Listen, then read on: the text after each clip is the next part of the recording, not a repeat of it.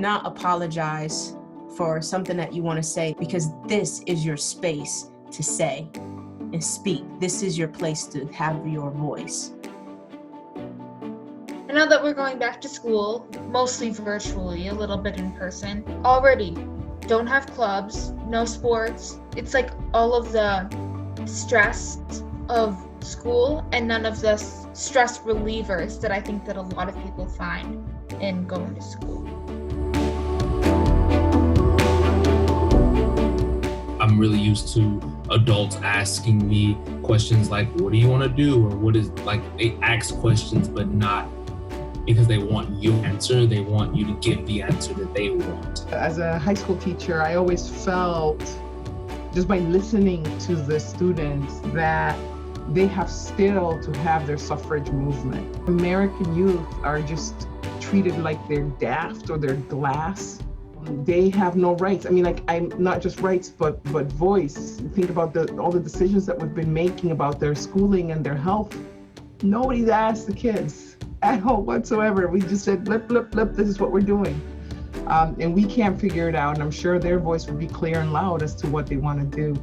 So a project like this, I would hope that would be the first step on treating American youth like the powerhouses that they are, and just pass the baton.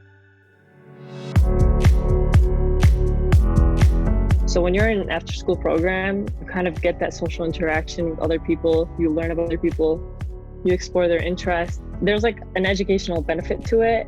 And I feel like teens rely on those for their growth. So I noticed a lot of the things on that list were things that were not taught at school. So it's understandable why people, think after-school activities as outlets to exercise like the social skills to navigate throughout the nuances of our life outside the academics and all that.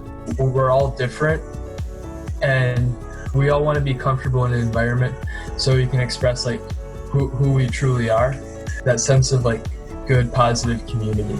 I notice like when I do organizing with adults that like don't really give youth as much say, so like it's not as much youth driven. I don't enjoy it as much as when these like adult allies are delegating their responsibilities and like letting us take over a little bit as well.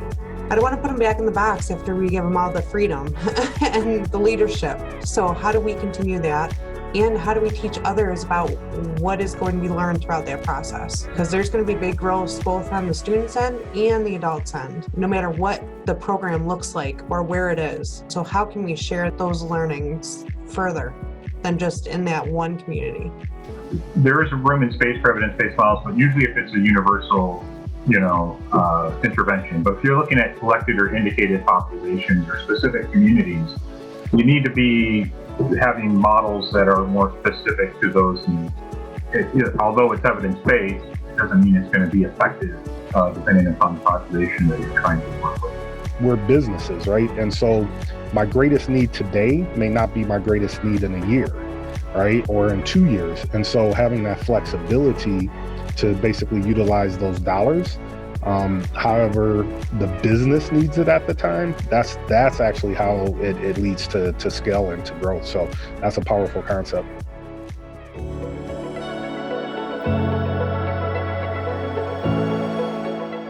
I've started to actually build some savings for myself. Not a lot, but I have a bank account. It's something that I value. It's independent. Like, I don't have to ask my parents for money. Like, I can supply that myself.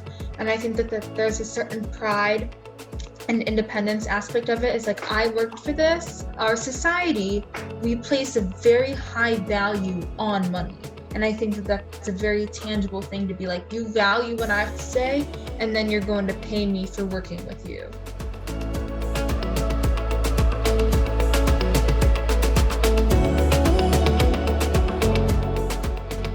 Through this project, a different model for funding and community engagement might emerge and therefore give other foundations a blueprint for how to maybe think differently about long-standing systems. And I think there's a huge opportunity to become those leaders in the world of philanthropy and to show others that there are other ways to do this.